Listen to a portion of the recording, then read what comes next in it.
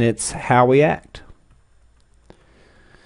And depending on how we act, it can get us into a lot of trouble. And if we know how to deal with people that are having, let's say, abnormal behavior, we can potentially save ourselves a lot of problems. And so that, if you're thinking about going into a law enforcement field, that's what it's all about right there, being able to kind of predict behavior and deal with people with abnormal behavior. And the better you are at it, the better you can save yourself a lot of problems. So let's talk about diabetes for just 1 second as a good example, just to kind of get this started. A lot of individuals with diabetes may experience low blood sugar or hypoglycemia.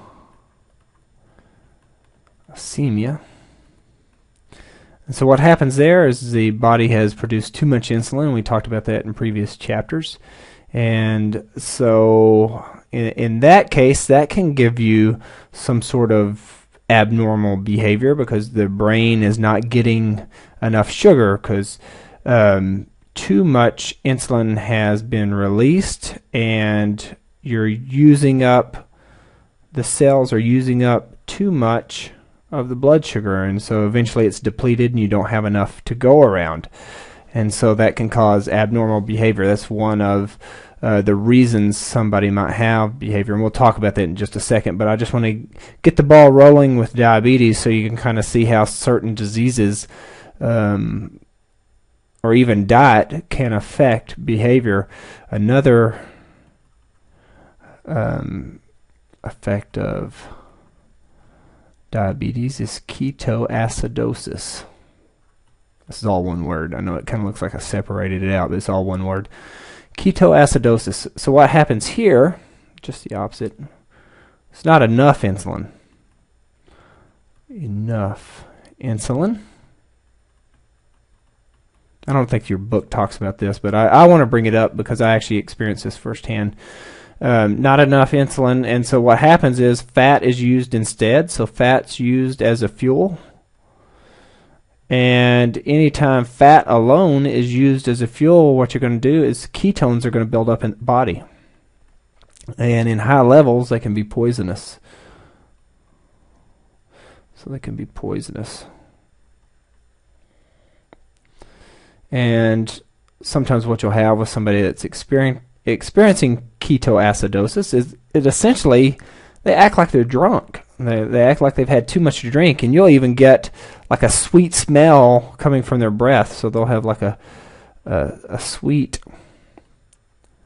smell, and it almost sounds like they've had some sort of mixed drink, like they've been drinking. So it should be sweet. I know that's hard to read.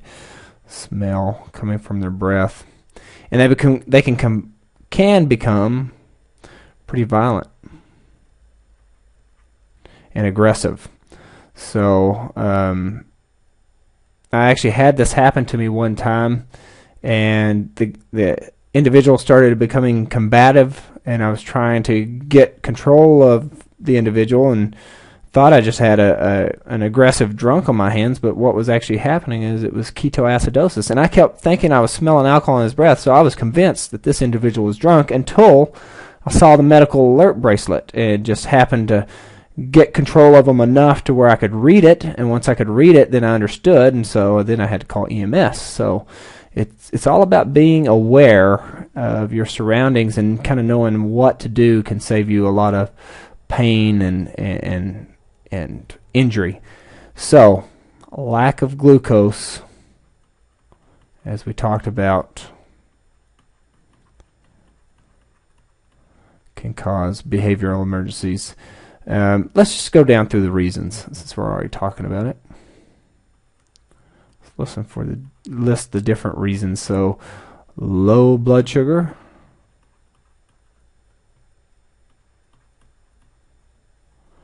we've got low oxygen, so hypoxia. So not enough oxygen. This might happen in a diabetic. This might happen if you were, let's say you're climbing Everest, or you get to a high altitude. above 9,000 feet or so, and the lack of oxygen can cause people to do weird things. That's how people die on Everest a lot of times, is it's their poor judgment to decide to summit when they should in fact go back down to base camp, because conditions are getting worse and they're like, oh, I can see the top, and then they just keep going and make bad decisions. Same thing with pilots that don't take oxygen and they go too high in a smaller plane, and they make really poor judgments that lead them to end up crashing, and so they get disoriented because of hypoxia. So that can be a behavioral reason. Inadequate blood flow, so poor blood flow. Good example of this would be a stroke victim, ischemic stroke. So they make very poor judgments and they act kind of weird. So judgment goes down, poor judgment because of poor blood flow. And we have trauma. So any type of trauma, especially to the frontal lobe, where a lot of our decision making, our critical decision making is taken care of, can cause poor decisions, and something like a concussion. We talked about concussions in a previous chapter. So that can also, excessive cold, hypothermia. We talked about that just recently. I like to try to link some of these chapters and bring them all together, and this chapter really does that. Excessive cold can cause behavioral emergencies. You just don't think right. You have hypothermia and you're not thinking right. Well, the same thing can happen with excessive heat. So you're just not thinking right. Drugs, of course, I see that all the time. Drugs causing poor decision making, and illness can cause behavioral changes, and that's what I want to talk about next is depression. So what is depression? Well, it's a mental illness. And we're not talking about, oh, you just had a couple of days and you're kind of sad. We're talking about a chronic problem. So sometimes they're reactive. So you've had some sort of tragic event and it causes people to go into depression. Some are clinical or chronic. You know, it's more than a couple of weeks and it won't go away. Prevents the person from going to work and socializing, and just overall they just are not happy, really sad. Bipolar, and so they may have episodes where they're sad and then extreme episodes of euphoria. Might go on, say they go on a shopping spree and just buy all this stuff and kind of are really happy during that time, and then they'll drop back down and they're sad again. So they kind of go back and forth. Causes, well, most experts in the field think that it's more of a chemical imbalance.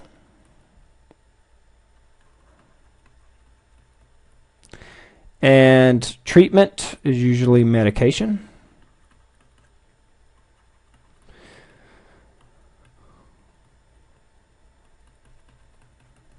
And this is where sometimes you'll see MDs differ than people that are DOs. So MD versus DO. MD is more of reactive, where they're prescribing medications to treat illnesses. So you might get medication.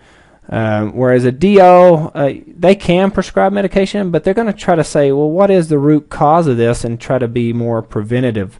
And so they're more holistic approach. So they might actually prescribe exercise.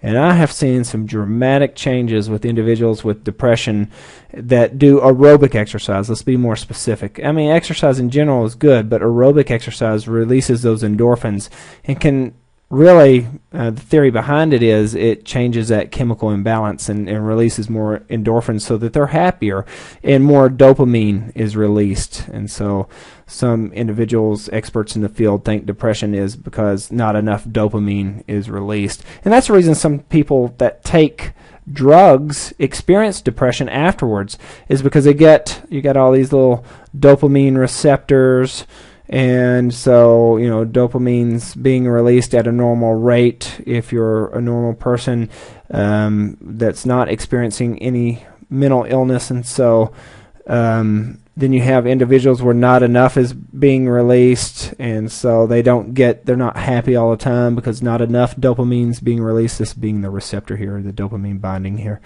I know it's not the best drawing, but oh well. And then you have people that take drugs, and so they have this overwhelming dopamine release. So this dopamine's all released, and it's bound to all the sites. Well, where the dopamine's being released at, it starts to get smaller and smaller over time, and so not enough is being released. This happens in methamphetamine addicts, and so they have to take more to get those more dopamine being released, and those receptors just start to dry up essentially, and so they just feel terrible all the time and have to take more and more to get the same feeling, but they'll never get back to the initial feeling. So anyway, that's drugs. So we've talked about depression. Let's move down to suicide for just one sec before I run out of time. And this is a touchy subject, so I'm not going to spend a lot of time. I don't want to bring up any bad thoughts for any of the students, but this is a willful act to end one's life.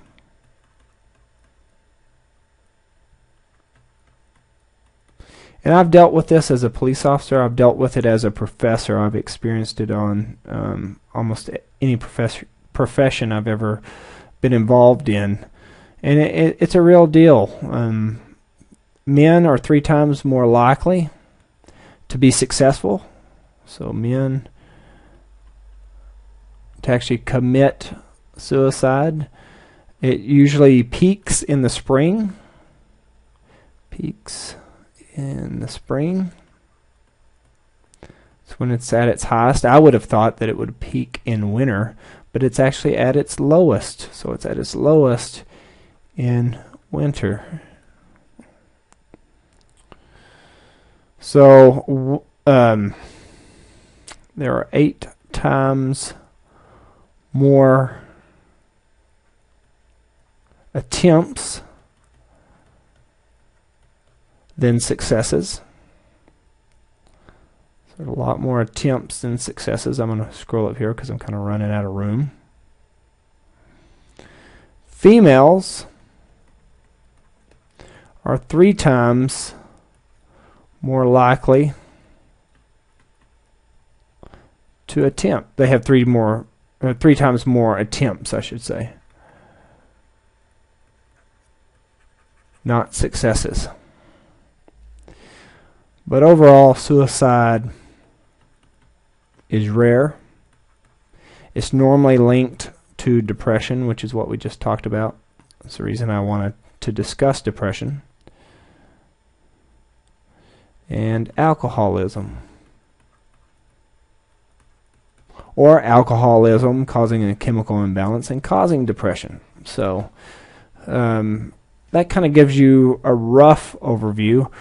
Real quickly, let's just talk about how to care for somebody trying to commit suicide. You want to be direct with them, right to the point. You want to listen, so don't talk over them. Let them say, if they want to talk, let them say what they've got to say. Don't judge, so non-judgmental. Don't judge.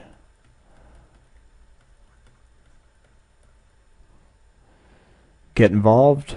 So if you think somebody is going to, or you suspect it, start talking to them. Ask them questions. Again, be non-judgmental. Don't be shocked.